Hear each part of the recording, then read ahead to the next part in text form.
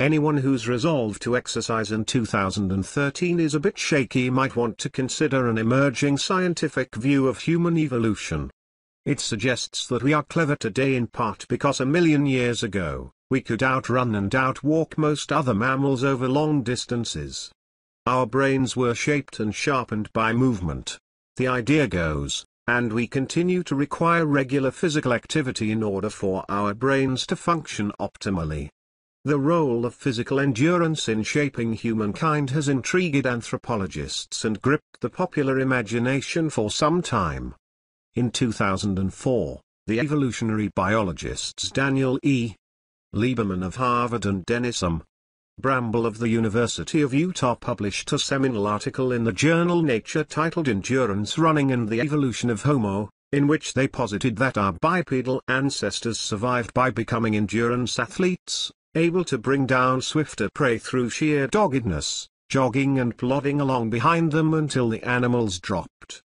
Endurance produced meals, which provided energy for mating, which meant that adept early joggers passed along their genes.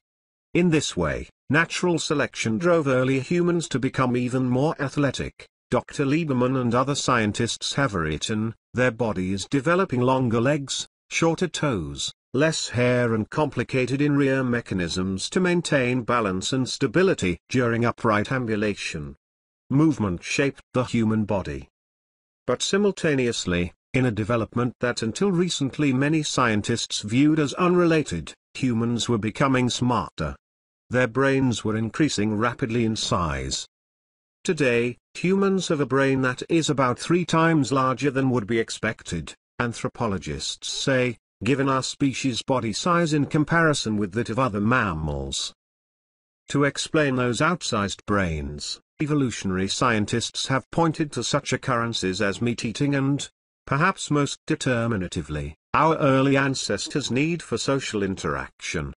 Early humans had to plan and execute hunts as a group, which required complicated thinking patterns and, it's been thought, rewarded the social and brainy with evolutionary success.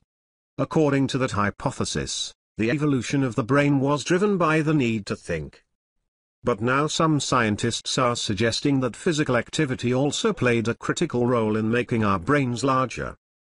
To reach that conclusion, anthropologists began by looking at existing data about brain size and endurance capacity in a variety of mammals, including dogs, guinea pigs, foxes, mice, wolves, rats, civet cats, antelope, monkeys, goats, sheep and elands. They found a notable pattern. Species like dogs and rats that had a high innate endurance capacity, which presumably had evolved over millenniums, also had large brain volumes relative to their body size. The researchers also looked at recent experiments in which mice and rats were systematically bred to be marathon runners. Lab animals that willingly put in the most miles on running wheels were interbred, resulting in the creation of a line of lab animals that excelled at running. Interestingly, after multiple generations, these animals began to develop innately high levels of substances that promote tissue growth and health, including a protein called brain-derived neurotrophic factor, or BDNF.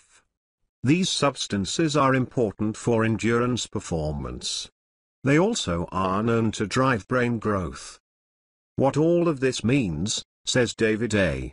Richland, an anthropologist at the University of Arizona and an author of a new article about the evolution of human brains appearing in the January issue of Proceedings of the Royal Society Biology, is that physical activity may have helped to make early humans smarter.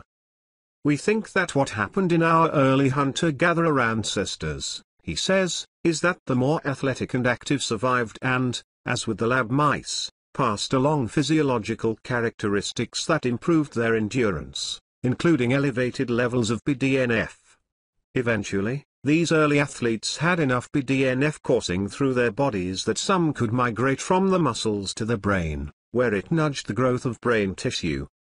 Those particular early humans then applied their growing ability to think and reason toward better tracking prey, becoming the best fed and most successful from an evolutionary standpoint. Being in motion made them smarter, and being smarter now allowed them to move more efficiently. And out of all of this came, eventually, an ability to understand higher math and invent iPads. But that was some time later. The broad point of this new notion is that if physical activity helped to mold the structure of our brains, then it most likely remains essential to brain health today, says John D.